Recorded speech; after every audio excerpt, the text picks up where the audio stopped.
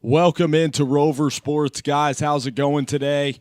I wanted to talk about something that's really been weighing on my mind recently, and that is the Jared Goff hype train, the Los Angeles Rams hype train. And listen, I have nothing against the Los Angeles Rams. In fact, I love Sean McVay. He is one of the best guys in terms of the business.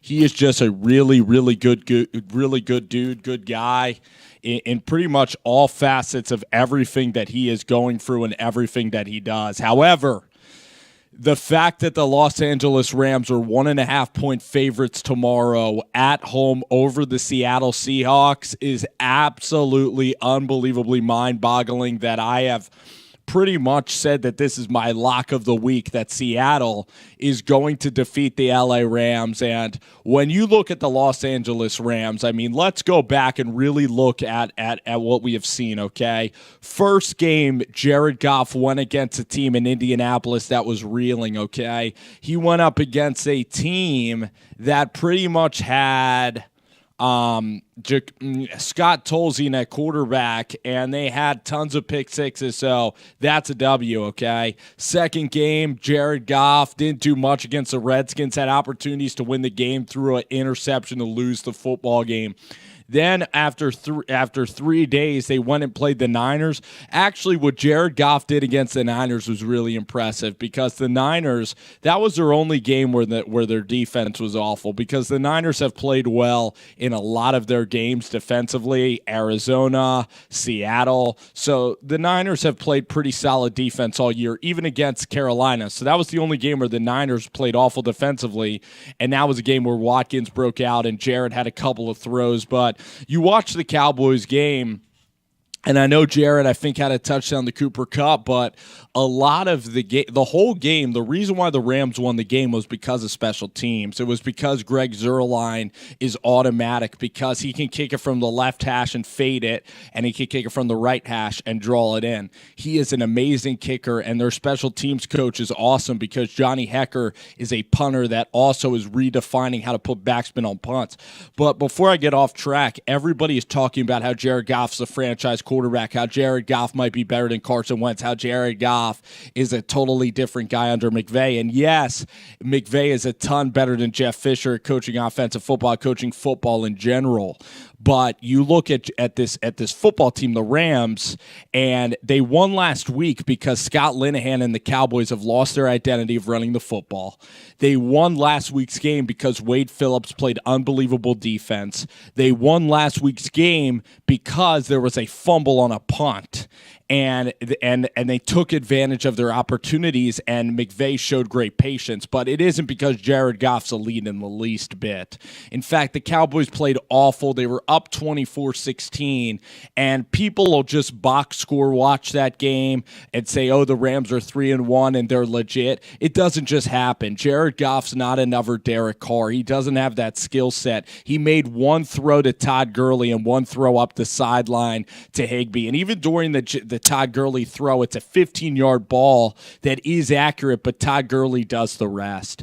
And Jared Goff is not an elite downfield thrower of the football. He's going against the Legion of Boom, and the Legion of Boom is going to blast his head off. In terms of defensively, they're going to get after it. They're going to intercept Jared Goff. It's going to be a complete crap show, and Seattle will rise to the top, and the Seahawks will easily take this game, and the Rams will probably finish this year maybe 6-10, 7-9.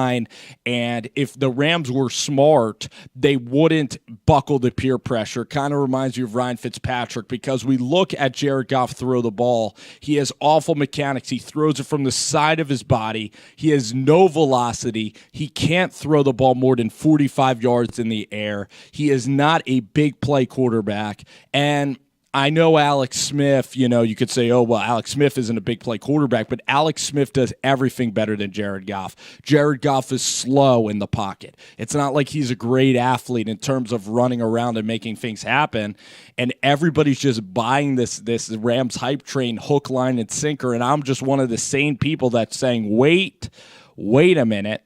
If Dallas would have won that game, they'd be 2-2, but instead they're a polarizing 3-1, and America is buying it.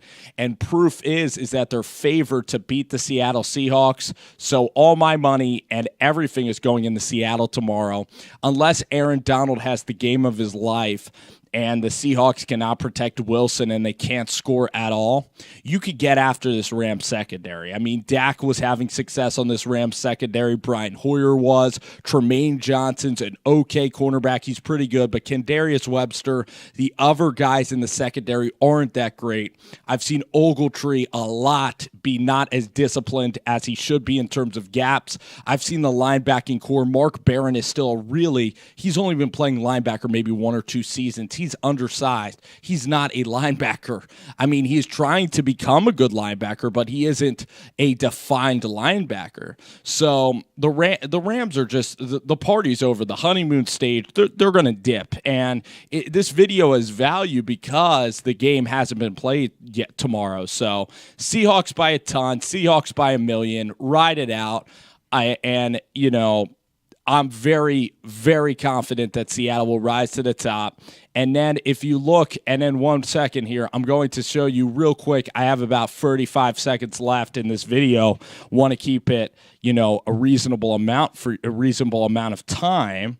Let me look at this Rams schedule. Let me tell you what I think. I know that the Rams are getting drilled by the Giants. The Giants have a bye week.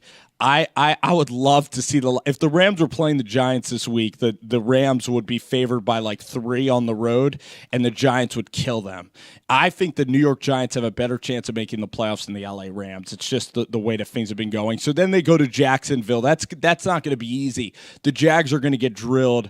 That's going to be that's going to be a really ugly game. Then they play the Cardinals at home. Again, an iffy could win that game. Then they have Giants, Texans, and Vikings. So they're losing at Minnesota. They're losing at the Giants. They might lose to Jacksonville. The way this is going, this is 6-5 at best. So you guys, unfortunately, Rams fans, not making the playoffs. Jared Goff's turning back into a pumpkin. And if you guys were smart, you'd find a franchise quarterback in the draft because he's just not the answer. He's just benefiting from conservative play calling, and he's like Mark Sanchez. And he, in a couple of years, when you ask him to do more than he's capable of, that thing's going to fall over.